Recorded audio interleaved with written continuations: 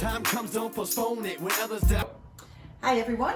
Our first video we did the basic of taking percent composition and getting the empirical formula. Remember, the empirical formula is the lowest whole number ratio.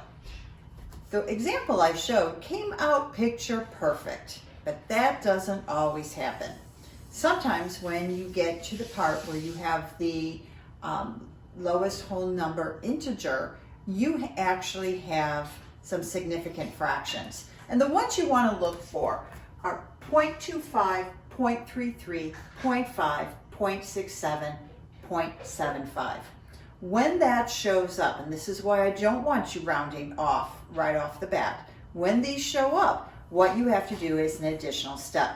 Let's work through a problem. Let's say we have vitamin C, and we know that vitamin C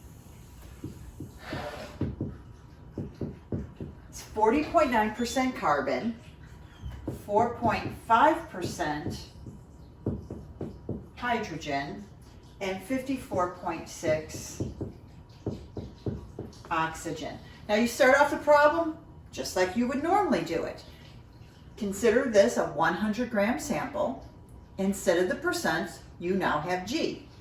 We're going to convert each to moles by dividing each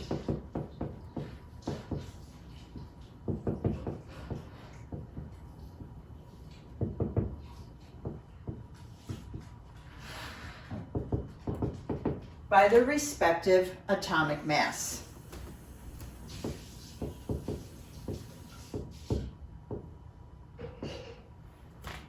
Ooh, I skipped.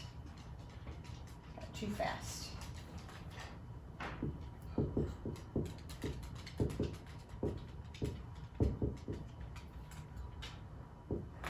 When we do that, 3.41 moles, 4.50, 3.41. We want to get to the lowest whole number integer. So divide each by 3.41.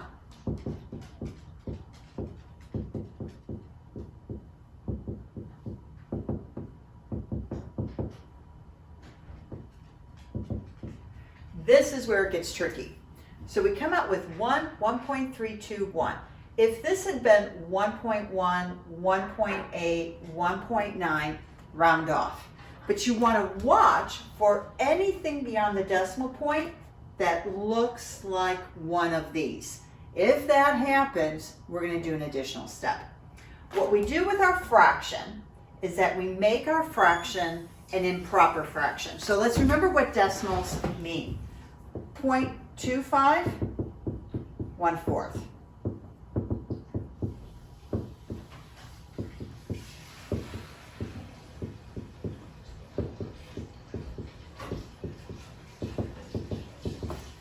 So if it's 0.32, it's very close to 0.33, 1/3. So 1.32, 1 1/3. Improper, 4/3. So you're going to convert it. Now we need to get rid of that 4/3. Easy way to do it, multiply. Remember our algebra rules. What you do to one species, you must do to all. So if I have 4/3 times 3, multiply them all by 3.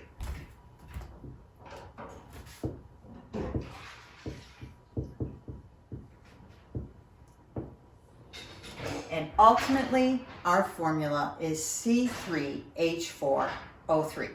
Now, what if, let's make it up. Let's say it was let's make it interesting, 2.67. Okay, 0.67, 2/3.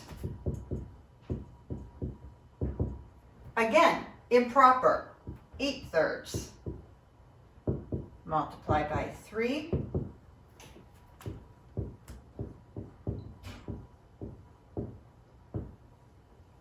And that would have been the formula. It would be nice if at all times our formulas would come out that we could round off to a whole number and not use these fractions.